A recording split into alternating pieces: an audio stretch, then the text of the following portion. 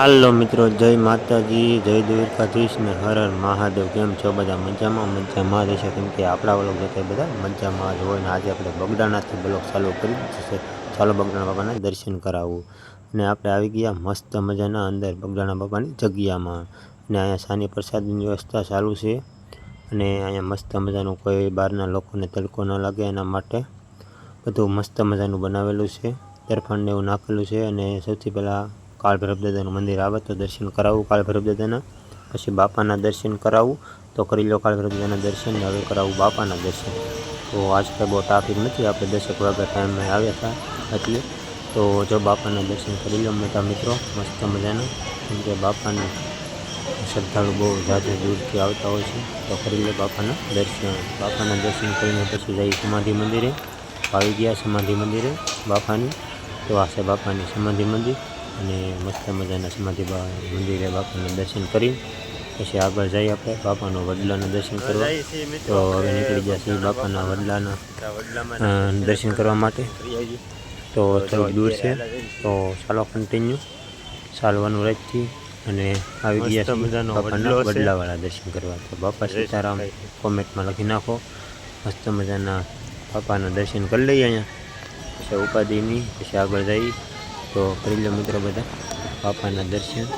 અને હવે જવાનું છે આપણે વડલે, તો થોડી વારમાં આપણે પછી જવાનું છે વડલે। તો ટ્રાફિક છે એટલે શૂટ ન હરખું છું, પાછું રિવિઝન કરું છું। અને હવે આવી ગયા બાપાના વડલે। બાપા અહીંયા તપ કરતા મિત્રો, બાપા એને બેસી રહેતા। અને ધ્યાનથી તમે જુઓ તો તમને બાપાના દર્શન થશે આ વડલા પર। તો અવશ્ય થયા હોય તો કોમેન્ટ કરજો મિત્રો ઝૂમ કરી।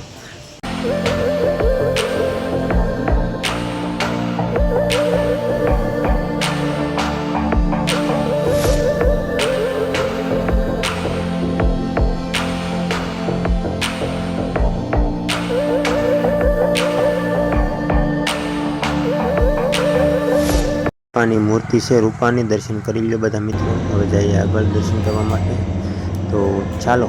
તો આપણે જવાનું છે બાપાના દર્શન કરીને। માતાજીના દર્શન કર્યા, માતાજીના દર્શન કર્યા બાદ આપણે હનુમાન દાદાના દર્શન કર્યા। હનુમાન દાદાના દર્શન કરી મંદિરમાં ઘડી કાંટો મારી લઈએ। મસ્ત મજાનું છે, મસ્ત મજાના મિત્રો આપણે દર્શન કરી લીધા બાપાના। અને મસ્ત મજાનું અત્યારે મંદિરનું કામકાજ પણ ચાલુ છે, તમે જોઈ શકતા હશો। કામકાજ કરે છે મંદિરનું, અને જે વાવડિયું સેવા કરે છે, ઘઉં ને એવું ચોખા ને એવું સારું કરવું તમને બતાવું તો તમે જોઈ શકતા હશો। ઝૂમ કરીને બતાવી દઉં, જો આ બધા ઘઉં ને એવું ચોખા ને એવું સારું કરે છે વાવડિયું। તો ઘઉં ને ચોખા ને એવું બધું સેવા કરે છે। આપણે મસ્ત મજાના દર્શન કરી લીધા બાપાના। હવે આપણે પ્રસાદી હોલ છે ને મોટો, એ તમને થોડીક વિઝિટ કરાવું, તો બની રહેજો કન્ટિન્યુ।